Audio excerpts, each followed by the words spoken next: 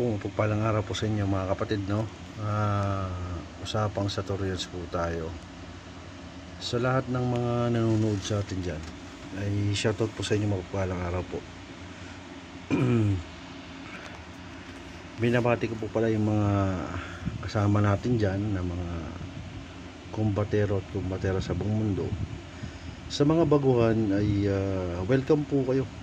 So, in the past 5 years ay marami na po ang natuto at nabasbasan. So para sa akin ay sikapin nyo lang sa sarili nyo na kaya nyo yan. Hindi naman lahat iisipin na negatibo o hindi nyo kakayanin. Pero siyempre kailangan magtiwala ka rin sa sarili mo. Tiwala ka sa dakilang Ama, sa mga mabubuting gabay. Magtiwala ka rin sa sarili mo mga kapatid, no? Sa mga naririya. Saka minsan don't chase power. Kasi the more na chase mo yung power, lalong lalayo yan. Ang lagi mong isipin, hanapin mo yung purpose mo. Ano ba yung dahilan mo? Bakit ka pumasok sa spiritual world? Ano ba yung layunin mo? Para kung ano ba yung magiging kaganapan sa pag-iral mo sa mundo ng spiritual? Kasi malaking impact po kasi no, kapag umiral ka na, ano yung magiging ambag mo, ano magiging kahinatnan sakali man na makaapak ka sa mundo ng spiritual. So makakatulong ka ba sa mga tao, o yung sarili mo lang iisipin mo, o basta maraming klase ng aspeto na dapat mong isipin. Saka ang payo ko sa mga bago, sikapin nyo muna, mag-aral kayo, baybayin yung channel. Tapos bukod pa dun magtiwala ka sa sarili mo rin, syempre. Hindi yung tiwala sa sarili ng over self-confident. Hindi ganun. Kumbaga, pag meron ka kasing ini-aim sa sarili mo, sa buhay mo, alam mo magaganap yun, magagawa mo yun. Ma-execute mo yun. Basta't magtiwala ka lang din. Saka huwag kang susuko. Maraming pagsubok ang magaganap dating sa buhay mo. Pero, kapag sumuko ka agad, ibig sabihin, ang umaayaw, hindi nagwawagi yan. Palagi mong isipin ang mundong ito, punong-puno ng pagsubok ito. Nasa sayo na lang kung paano mo i-handle yung situation. Kasi syempre, nandito tayo sa mundo na sa material na mundong ito. May mga klase ng mga material na pagsubok. Sa pamilya, sa mga tao sa paligid mo, lagi mong iisipin, hindi ka nabubuhay sa mundo para lang pasayahin ng mga tao sa paligid mo. Mabuhay ka rin ng para sa sarili mo. Mabuhay ka ng para sa'yo. Bukod pa doon na alamin mo ang purpose mo. And sabi nga, believe, trust, and surrender, and the rest is history.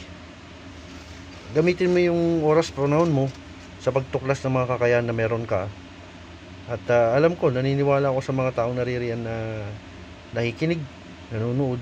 Meron kayong mga bagay sa inyo na hindi pangkaraniwan, na hindi ma-explain ng ibang tao. Kaya minsan napupunta ka sa ganitong klase ng mga usapin. Kasi walang makapagturo sa'yo, makapagsabi sa'yo, bakit ganun, bakit ganito. Some people will say, nasira ang ulo mo. Some people na sasabihin ng ibang tao na nababaliw ka na, o may sakit ka sa utak mo. Pero, pag nakapasok na sila sa mundo ng spiritual na labanan, sasabihin nila hindi baliw ito. May something dito na dapat nating pag-isipan, may something dito na dapat natin alamin din, at makakatulong ang mga taong ito. So may mga bagay minsan na kung sino pa yung mga negatibong iniisip ng mga tao, minsan sila pa yung nakakatulong. Kaya naniniwala ako sa mga taong naririyan na somewhere out there, may mga tao na naniniwala ako na para kayo dito sa ganitong klase ng larangan. At it's a matter of time lang na mag-trigger o magising ang kamalayan nyo sa ganitong klase ng aspeto na labanan sa spiritual, at pagtatanggol sa sariling pamilya, mga taong humingi ng tulong na walang hinihing kapatid na bagay, ang paglalapit sa Diyos. So laging naririyan. Sabi ko, hanapin mo ang purpose mo, kapatid. Hindi ka nabubuhay sa isang pagkakataon ng buhay mo na para dyan ka lang. May something talaga na para sa'yo. So know your purpose. And sa lahat ng mga tagapakinig natin ay open din po ako sa mga sa mga nagtatanong tungkol sa buhay-buhay. Kung kayo may problema, alamin natin kung spiritual ba yan o physical, mental at emotional. So meron po tayong segment na gano'n, i-interviewin ko po kayo then madidetect natin kung ano po yung nararamdaman nyo dyan, kung related ba sa spiritual dyan, related ba sa physical, mental, o may depression po ba kayo, kinakargahan ba kayo dyan. So para malaman natin, so sa lahat ng mga lalapit po, so maging welcome po kayo sa channel. Sa mga baguhan naman, kung nais nyo pong magpa-member sa channel, mag-enroll po kayo dyan, may mga paraan po. Pwede kayo mag-join din sa channel, mag-aral kayo. O kung hindi naman, kung gusto mo naman na medyo advanced na aral, message nyo ako, PM nyo ako sa Messenger. Pwede po kayong special training. Sa mga estudyante na special training, keep it up guys, tuloy lang kayo. Hindi man ako masyadong active sa busy nga sa trabaho, walang off, wala na naman tayong off. Siguro gamitin nyo yung mga aral, sikapin nyo mag-mission individually. Gawin nyo yan, at pag nakikipaglaban kayo, send nyo sa akin ng video, titignan natin, i-validate ko kung okay o hindi. Kung may kakulangan sa inyo, sasabihin ko sa inyo kung anong kakulangan, at explain ko rin sa inyo. At bukod pa doon, ingat lang kayo lagi, at naway basbasan kayo ng dakilang amat. Bukod pa doon na huwag kayo matakot sa kahit anumang laban, gawin nyo yan, magaganap yan. Saka sikapin nyo lang, and magtiwala lagi sa Diyos, magdasal. Sa kahit anumang pagsubok, kaya natin yan. Hindi lamang po. Maraming salamat po. Viva Satorians, Viva Satorians, Viva Satorians. Salamat. God bless po.